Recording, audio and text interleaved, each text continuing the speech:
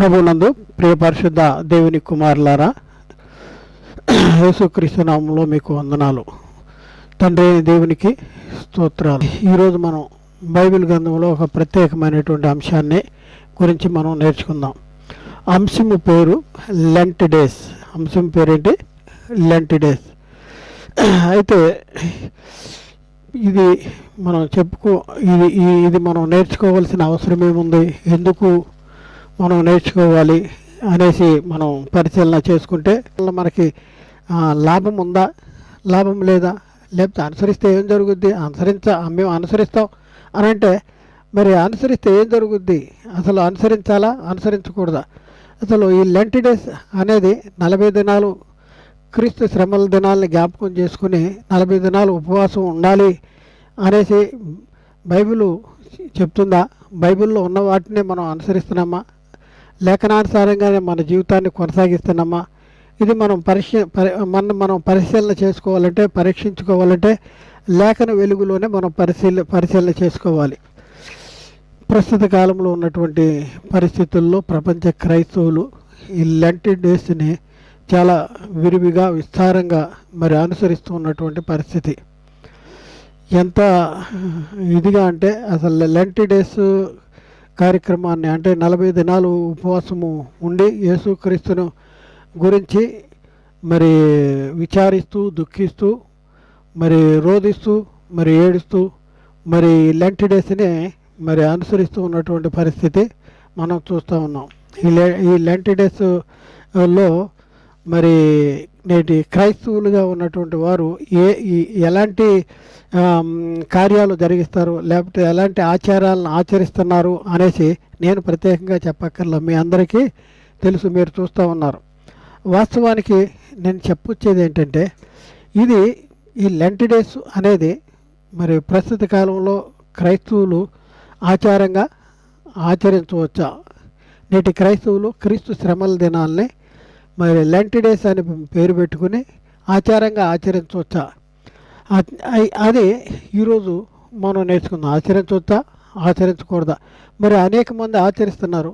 అయితే బైబిల్ ఏం చెప్తుంది? మరి బైబిల్ ప్రకారం మనం అనుసరించవలసినటువంటి అవసరం ఉంది. ఎందుకు బైబిల్ ప్రకారం అనుసరించాలి? బైబిల్లో రాయబడి ఉన్నవి మనం అనుసరించుకోకుండా మరి మనుషుల పద్ధతులు, దేవోపదేశాలుగా మనం అనుసరించటం వల్ల మనకి లాభం ఉందా, లాభం లేదా, లేకపోతే అనుసరిస్తే ఏం జరుగుద్ది, మేము అనుసరిస్తాం అని అంటే మరి అనుసరిస్తే ఏం జరుగుద్ది, అసలు అనుసరించాలా అనుసరించకూడదా?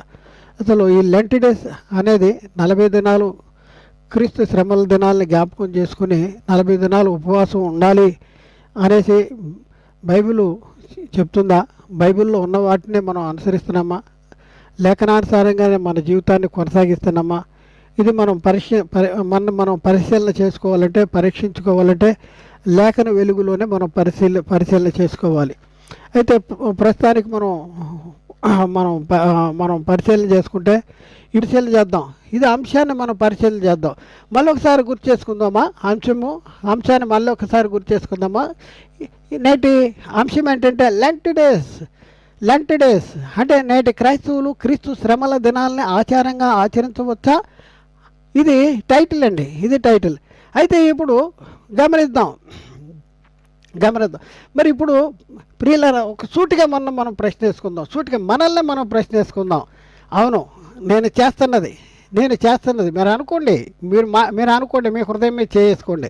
నేను చేస్తున్నది దేవుడు చెప్పిందా, దేవుడు చెప్పలేదా? క్రీస్తు శ్రమల దినాలను ఆచారంగా ఆచరించాలి అనేసి ఈ లెంట్ డేస్ అనే 40 దినాలు అనేది దేవుడు చెప్పాడా, దేవుడు చెప్పలేదా? దేవుడు చెప్పింది నేను చేస్తున్నాను, దేవుడు చెప్పండి నేను చేస్తున్నాను. మీరు టిక్కులు పెట్టుకోండి. దేవుడు చెప్పింది చేస్తున్నారా, దేవుడు చెప్పింది చేస్తే ఎక్కడ చెప్పాడు ఏంటి, అది కూడా మీరు సరి చేసుకోవాల్సిన అవసరం ఉంది. ఎక్కడ చెప్పాడు పరిశీలన చేసుకోండి. రెండవది, యేసుక్రీస్తు చెప్పాడా? యేసుక్రీస్తు ఎప్పుడైనా చెప్పాడా, నేను పరలోకం నుంచి దిగొచ్చాను, తండ్రి నన్ను పంపించాడు, మరి నేను సిలువ వేయబడతాను, నేను సిలువ పడిన తర్వాత నేను సమాధి చేయబడి 3వ దినాన్ని లేస్తాను, లేచిన తర్వాత నేను పరలోకానికి వెళ్తాను. నేను పరలోకం వెళ్ళిన తర్వాత మీరు నా శ్రమల దినాలను గుర్తు చేసుకుంటూ మీరు ఏడుస్తూ మొత్తుకుంటూ మరి విచారిస్తూ దుఃఖిస్తూ మరి ప్రతి సంవత్సరం 40 దినాలు ఉపవాసాలు ఉంటూ శ్రమల దినాలు మీరు పాటించండి, మీరు శ్రమల దినాలు పాటించండి అని యేసుక్రీస్తు ఎక్కడైనా చెప్పాడా? ఎక్కడైనా చెప్పాడా? నాటి యూదులతో చెప్పాడా? ఎక్కడైనా మీరు నా శ్రమల దినాలను ఆచారంగా ఆచరించండి అయ్యా అని శిష్యులతో చెప్పాడా అండి? చెప్పలేదండి. శిష్యులతో చెప్పలేదు, దేవుడు చెప్పలేదు, యేసుక్రీస్తు చెప్పలేదు. మరి అపోస్తులు పరిశుద్ధాత్మ ద్వారా అపోస్తులు బోధించారా? యేసుక్రీస్తు వెళ్ళిపోయిన తర్వాత యేసుక్రీస్తు ఏమన్నాడంటే, నేను వెళ్ళిపోతున్నాను, తండ్రి వద్ద ఉన్న నా పరిశుద్ధాత్మని నేను పంపిస్తాను, ఆయన నా బాటలను తీసుకుని మీకు బోధిస్తాడు, కాబట్టి నన్ను మహింపరుస్తాడు అని చెప్పాడు. మరి యేసుక్రీస్తు పరలోకానికి వెళ్ళి తండ్రి వద్ద ఉన్న పరిశుద్ధాత్మని ఈ లోకానికి పంపిస్తే అపోస్తులు పరిశుద్ధాత్మను పొందుకుని పరిశుద్ధాత్మని ద్వారా ప్రకటించినటువంటి బోధ ఏదైతే ఉందో ఆ బోధలో ఎక్కడైనా ఉందా అండి? ఆ బోధలో మీరందరూ 40 దినాలు ఉపవాసాలు ఉండాలి, క్రీస్తు శ్రమల దినాలను ఆచారంగా ఆచరించాలి అనేసి ఎక్కడైనా ఉందండి? పరిశుద్ధాత్మని బోధలో లేదండి. పరిశుద్ధాత్మని బోధలో కూడా లేదండి. అవునండి, లేని దాన్ని మనం ఆచరిస్తున్నాం అంటే కూడా కాదండి, ఆచరింపచేస్తూ ఉన్నాడు సైతానగాడు. లేని దాన్ని బాహాటంగా ఆచరింపజేస్తూ ఉన్నాడు సాతానగాడు. మరి అపోస్తులు ఎక్కడైనా ఆచరించినట్లే ఉందా? బైబిల్లో ఉందా అండి? 40 దినాలు మీరు ఆచరిస్తున్నారు కదా ఈ లెంట్ డేస్ అనేసి.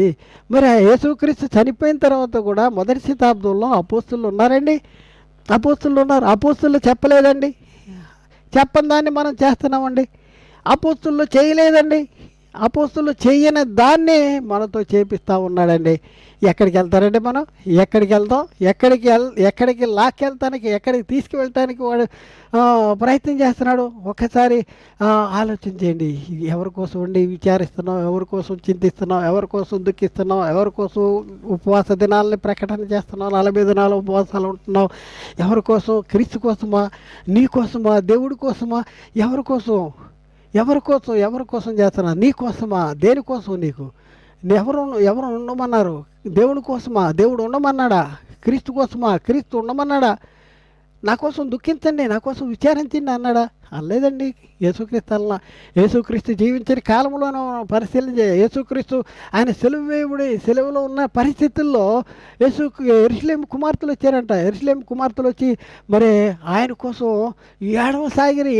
ఏడుస్తున్నారంట. ఆయన చూసి ఏడుస్తున్నారంట. ఆయన చూస్తే ఏడుస్తుంటే యేసుక్రీస్తు ఏమన్నాడో తెలుసా అండి? లోకాసు వార్తలో 23వ అధ్యాయంలో 27-28 వచనాల్లో మనం చదువుకుంటే, లోకాసు వార్త 23వ అధ్యాయం 27-28 వచనాలు మనం చదువుకుంటే, ఒక గొప్ప సమూహము ఆయనను గూర్చి రొమ్ము కొట్టుకొనుచు దుఃఖించుచు రొమ్ము కొట్టుకుంటున్నారండి.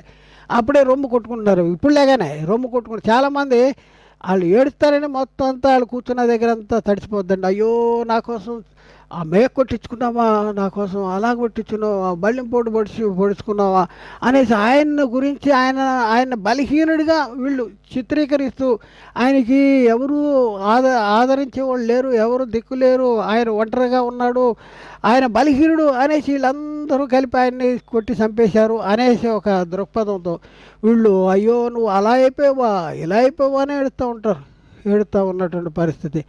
మరి ఇక్కడ మనం చూస్తే యేసుక్రీస్తు ఏమంటున్నాడంటే, గొప్ప జన సమూహం ఆయన్ని గురించి రొమ్ము కొట్టుకుని దుఃఖించుతున్న చాలామంది స్త్రీలను ఆయనను వెంబడించారు. చాలామంది స్త్రీలు ఆయన్ని వెంబడించారంట. చాలామంది స్త్రీలు వెంబడించారు. ఏం చేస్తున్నారు వీళ్ళు? స్త్రీలు రొమ్ము కొట్టుకుంటున్నారంట, దుఃఖిస్తున్నారంట. ఎవరి గురించి? ఆయన్ని గురించి.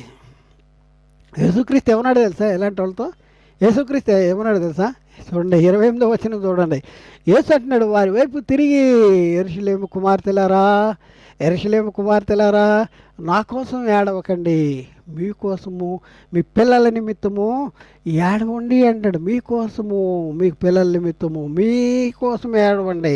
అయ్యో నేను ప్రభువుని అనుసరించేలాగా నా జీవితాన్ని మార్చుకుంటానికి మరి నాకు ఒక మంచి ఉద్దేశాన్ని నువ్వు నాకు ఫలానా నేను అలా ఉండాలనుకుంటున్నాను, నేను ఉండలేకపోతున్నాను అనేసి నీకోసం ఏడువు, నీకోసం చింతించు, నీకోసం దుఃఖించు, విచారించు. మేలైనది చేయాలనే కోరిక ఉంది, కానీ మేలైనది చేయటం నాకు రావట్లేదు. నేను ఏదైతే చేయకూడదు అనుకుంటున్నానో అదే మాటి మాటికి చేస్తున్నాను.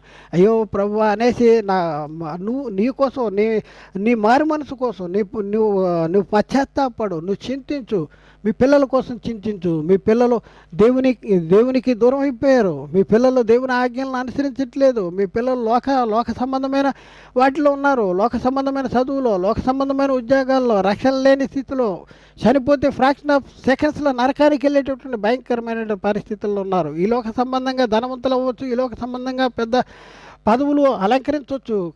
కానీ మరి వాళ్ళ పరిస్థితి ఏంటి అంటే, మీ పిల్లల కోసం మీరు ఏడవండి. ఏంటి, రక్షణ లేదు, పాప క్షమాపణ లేదు, నిత్య జీవానికి వారసుగా లేరు. మీ పరిస్థితి భయంకరంగా ఉంది.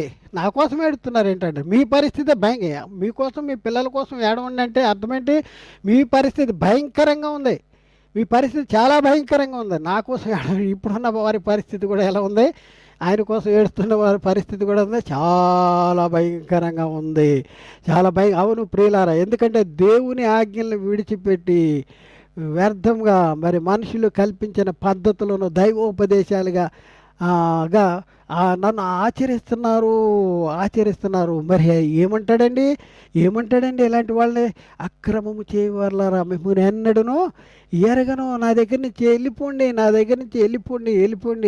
అంటే ఎందుకు ఎడుతున్నారా మీరు? నా కోసం ఎందుకు ఎడుతున్నారు?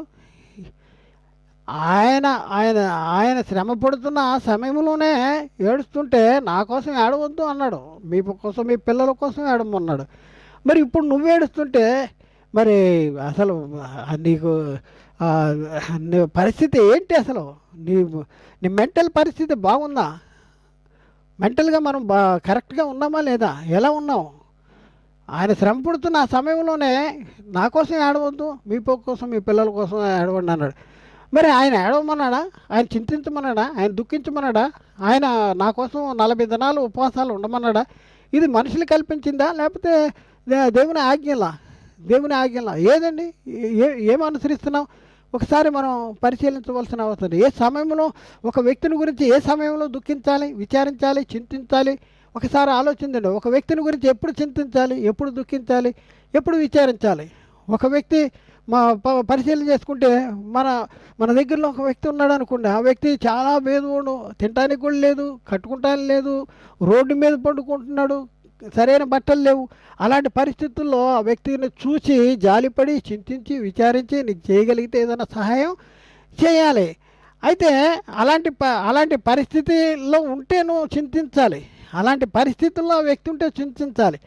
అలాంటి పరిస్థితుల్లో ఉన్నటువంటి వ్యక్తి, గమనించండి, అలాంటి పరిస్థితుల్లో ఉన్నటువంటి వ్యక్తి సిటీ వెళ్ళి కొన్ని అనుకూల పరిస్థితులు రాగా బిజినెస్ చేస్తూ గొప్ప కోటీశ్వరుడైపోయాడండి.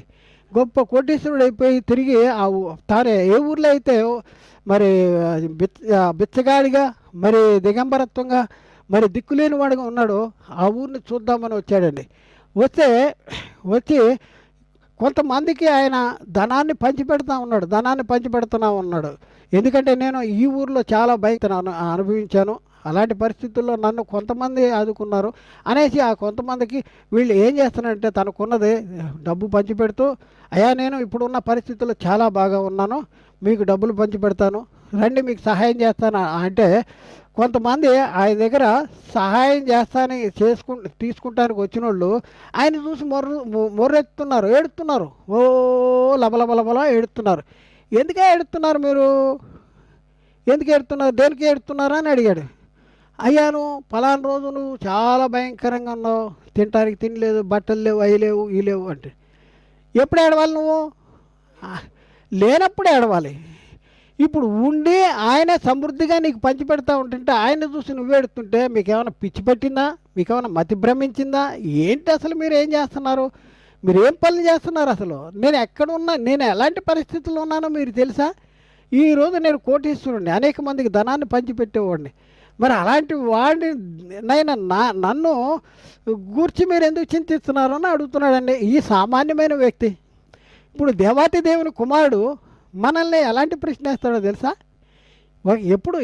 ఎప్పుడు మీరు ఆయన గురించి చింతించాలి, శ్రమ పడుతున్నప్పుడు చింతించాలి. శ్రమ పడుతున్నప్పుడు చింతించుతున్నటువంటి వారితో అంటాడు, నా కోసం మీరు ఏడవకండి, మీకోసం మీ పిల్లల కోసం ఏడవండి అన్నాడు. మరి ఇప్పుడున్న పరిస్థితుల్లో అసలు ఆయనను నువ్వు ఆత్మనేత్రాలతో దృష్టించగలుగుతున్నావా? ఆయన ఎలాంటి మహిమలో ఉన్నాడో, ఎలాంటి మహిమలో ఉన్న వాణిని గురించి ఈరోజు నువ్వు చింతిస్తున్నావో నీకేమైనా అర్థమవుతుందా? అర్థం కాదండి. అర్థం కాకుండా చేస్తున్నాడండి సాతానుగాడు. అర్థం కాకుండా చేస్తున్నాడు. ఇప్పుడు అర్థం కాకుండా చేస్తున్నాడు. ఏంటి 4:4 అంట, ఏంటి 2 కొరింథీ 4:4 దేవుని స్వరూపి అయిన క్రీస్తు మహిమను కనపరుతూ సువార్త ప్రకాశము వారికి ప్రకాశింపకుండ నిమిత్తము యుగ సంబంధమైన దేవత అవిశ్వాసులైన మనోనేత్రాలకి గుడ్డితనం కలిగజేస్తుంది. కాబట్టి మనం ఏం చేస్తున్నామో మనకు అర్థం కావట్లేదండి. మనం ఏం చేస్తున్నామో, ఎప్పుడు చింతించాలో, ఎప్పుడు విచారించాలో, ఎప్పుడు దుఃఖించాలో అప్పుడు దుఃఖిస్తున్నటువంటి వారిని గురించే నా కోసం ఏడవకండి, మీకోసం మీ పిల్లల కోసం ఏడవండి అంటే, ఇప్పుడు ఆయన మహామహిమలో ఉన్నప్పుడు ఆయన ఎదురుగా కూర్చుని మీరు చింతిస్తూ దుఃఖిస్తూ విచారిస్తూ ఉన్నారా? ఏంటి అసలు ఆయన ఎక్కడున్నాడు అనుకుంటున్నారు? ఎలాంటి మహిమలో ఉన్నాడు అనుకుంటున్నారు యేసుక్రీస్తు? ఒకసారి ఆలోచన చేద్దాం, చూద్దాం. చూడండి, యేసుక్రీస్తు ఎలాంటి మహిమలో ఉన్నాడు అనేసి మనం పరిశీలన చేద్దాం. గమనిక అనేసి నేటి కాలంలో క్రైస్తవుల్లో కొందరు ఎవరి కోసం ఏడుస్తున్నారు, ఎందుకు ఏడుస్తున్నారు, ఎందుకు దుఃఖిస్తున్నారు, ఎవరి కోసం ఏడుస్తున్నారండి? ఎవరి కోసం ఏడుస్తున్నారో మనం చూద్దామండి. ఇప్పుడు లేఖనాల్లో మనం చూద్దాం ఎవరి కోసం ఏడుస్తున్నారో మనం చూస్తే అసలు ఎందుకు ఏడుస్తున్నారో వాళ్ళకే అర్థం అవ్వాలి. ఎవరి కోసం ఏడుస్తున్నారు అంటే చూడండి, మత్తయి సువార్తలో 28:18 యేసుక్రీస్తు మృతుల్లోని తిరిగి లేచాడు. మత్తయి సువార్త 28:18 యేసుక్రీస్తు మృతుల్లోని తిరిగి లేచాడండి. లేచి శిష్యుల్ని తమ ఎద్దకు పిలిచి అక్కడ ఏం చెప్తున్నాడండి శిష్యులతో? ఇప్పుడు నాకు పరలోకమందును భూమి మీదను సర్వాధికారం ఇవ్వబడి ఉన్నది. నువ్వు ఎవరి కోసం ఏడుతున్నావు? ఎవరి కోసం ఏడిపిస్తున్నాడు నిన్ను? ఏడు మొత్తుకో అంటున్నాడు సాతానుగాడు. ఎవరి కోసం ఏడుమంటున్నాడు? ఇప్పుడు నాకు భూమి మీద పరలోకమందు సర్వాధికారం ఇవ్వబడింది. మన ఆత్మనేత్రాలు తెరవబడాలి. యేసుక్రీస్తుని నువ్వు స్పష్టంగా గుర్తించాలి. ఆయన బలహీనుడు కాదు. ఆయనకి మరి ఆయన బలహీనుడు కాదు, ఆయన చేతగాక కాదు ఈ లోకానికి వచ్చింది. ఆయన సెలవు వేయబడింది చేతగాక కాదు, నీకోసం బలిగా అర్పణగా అర్పించుకుంది చేతగాక కాదు. అయితే అలాంటి శ్రమ పడుతున్న కాలంలోనే నా కోసం ఏడవద్దు, మీ కోసం మీ పిల్లల కోసం ఏడవంటే ఇప్పుడు నువ్వు ఎవరి కోసం ఏడుస్తున్నావు గమనించండి.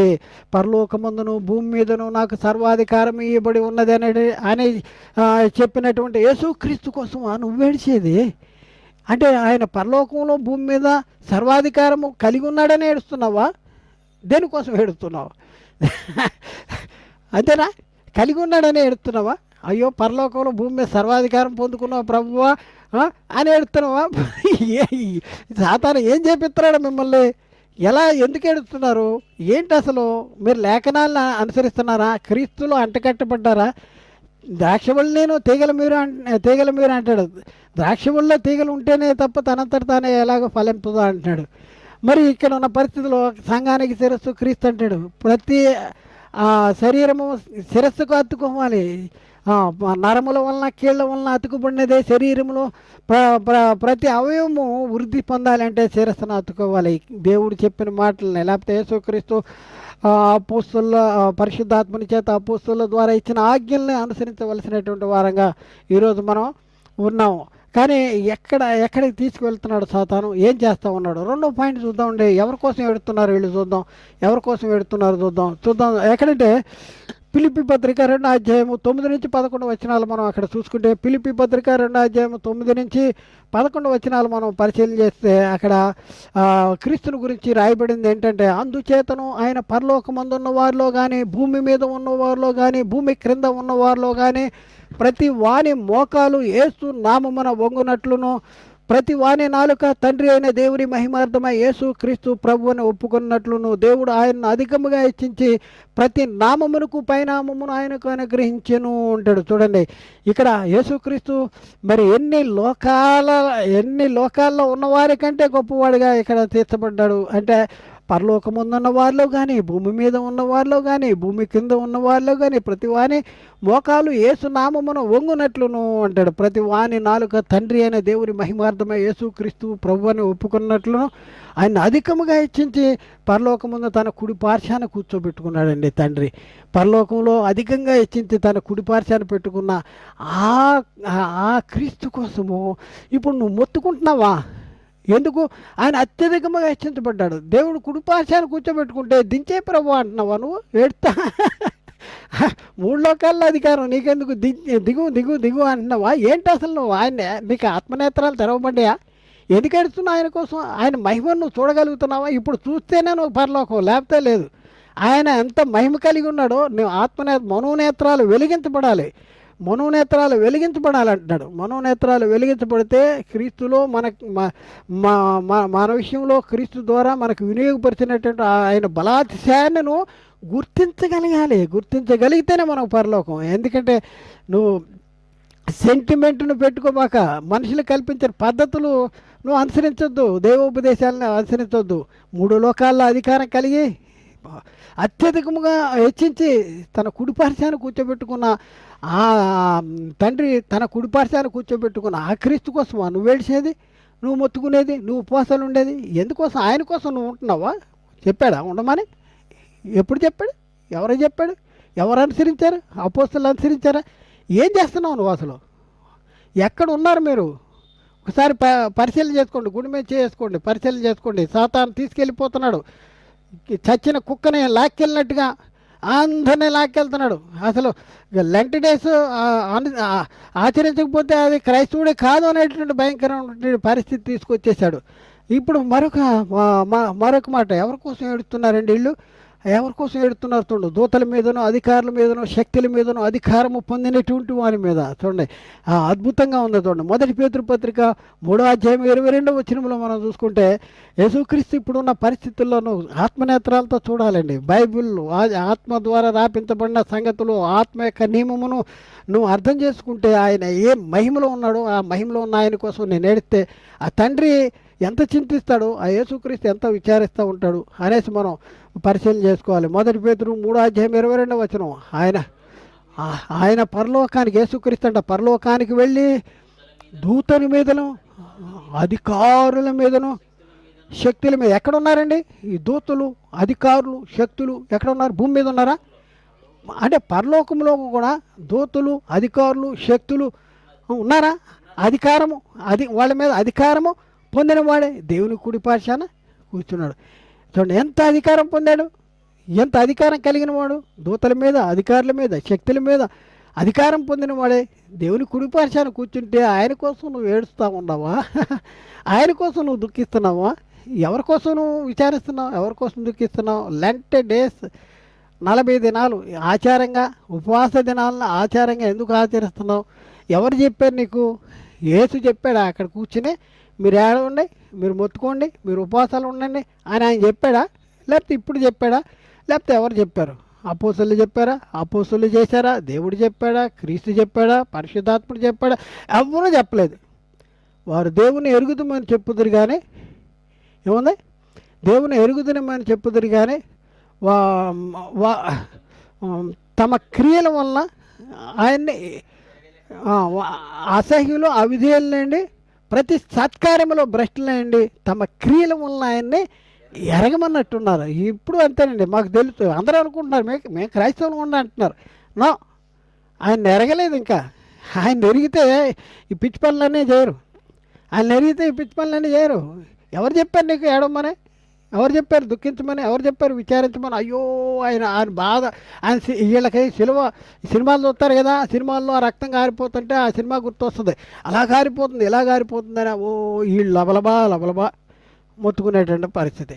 ఎవరి కోసం? ఎందుకు ఏడుస్తున్నారు? ఎందుకు విచారిస్తున్నారు? అసలు నీ బాధ్యత ఏంటి? నీ కర్తవ్యం ఏంటి? ఇది తెలియకూడదు మీకు.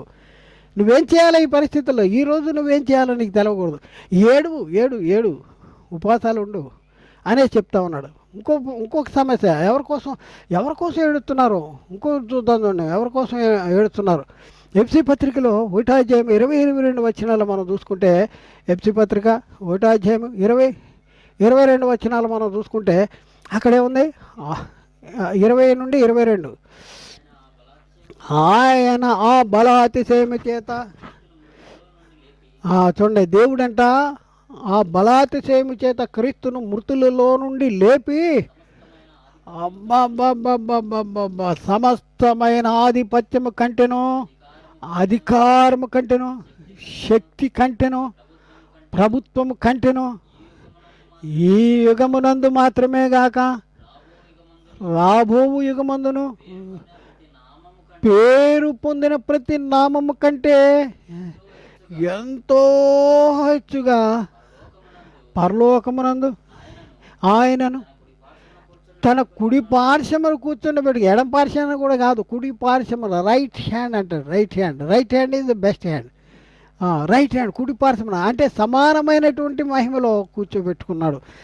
ఎలాంటి పరిస్థితి అంటే, ఆయన బలాతిశయము చేత క్రీస్తును మృతుల్లో ఉండి లేపి సమస్తమైన ఆధిపత్యం కంటేనో, అధికారం కంటేనో, శక్తుల కంటేనో, ప్రభుత్వం కంటేనో ఈ యుగమునందు మాత్రమే కాక రాబో యుగమునందును పేరు పొందిన ప్రతి నామం కంటే ఆయన్ని అధికంగా హెచ్చించి తన కుడి పార్శ్వాన కూర్చోబెట్టుకున్న వాని కోసం నేను ఏడుస్తున్నా అంటే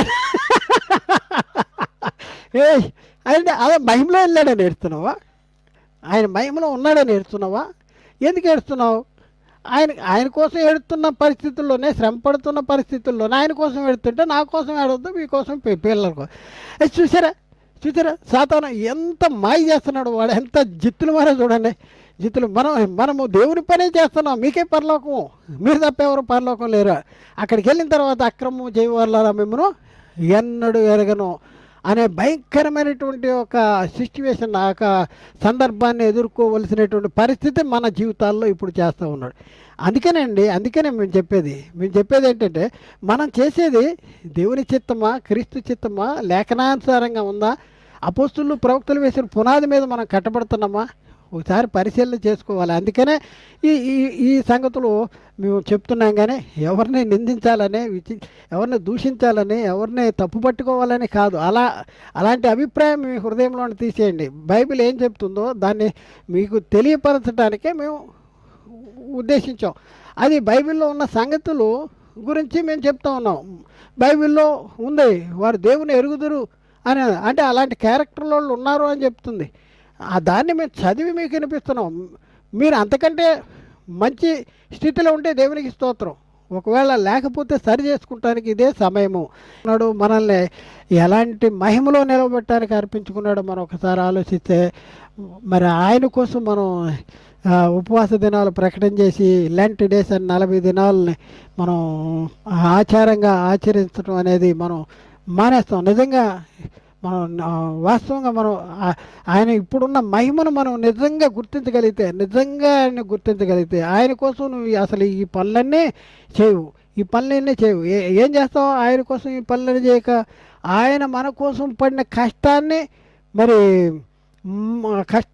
కష్టానికి సార్థకతగా మన జీవితాన్ని మార్చుకునేటటువంటి పరిస్థితి మన జీవితాల్లో ఉంటుంది. కాబట్టి ఇప్పుడున్న పరిస్థితుల్లో మనం చేయవలసిన పని ఏంటి, మన బాధ్యత ఏంటి, మన కర్తవ్యం ఏంటి, ఇది తెలుసుకోవాలి. ఆయన కష్టపడ్డాడు అనేసి, ఓకే కష్టపడితే నువ్వు చేయాల్సిందేంటి? ఆయన కష్టపడ్డాడని నువ్వు ఏడవాలా, లేకపోతే ఆయన కష్టపడిన దానికి సార్థకత నా జీవితంలో నేను జరిగించాలి, ఆయనకి ఇష్టమైన జీవితాన్ని జరిగించి ఆయన నా కోసమే కష్టపడ్డాడు, నేను నా భవిష్యత్తుని బాగు చేయటానికి కదా అనేసి మనం ఏం చేయాలి? మనం ఆయన చిత్తాన్ని అనుసరించి మనం జీవించవలసినటువంటి వారంగా ఉన్నాం. అయితే ఇప్పుడు మన బాధ్యత ఏంటి? క్రైస్తవుడా, మన బాధ్యత ఏంటి? నువ్వు బాధ్యత ఆయన కోసం విచారించటం కాదు, ఆయన కోసం దుఃఖించటం కాదు, ఆయన కోసం నువ్వు 40 దినాలు లెంట్ డేస్ అని ఆచారంగా ఆచరించడం కాదు. నీ బాధ్యత ఏంటి? ఇప్పుడు చూద్దాం. నీ బాధ్యత ఏంటి?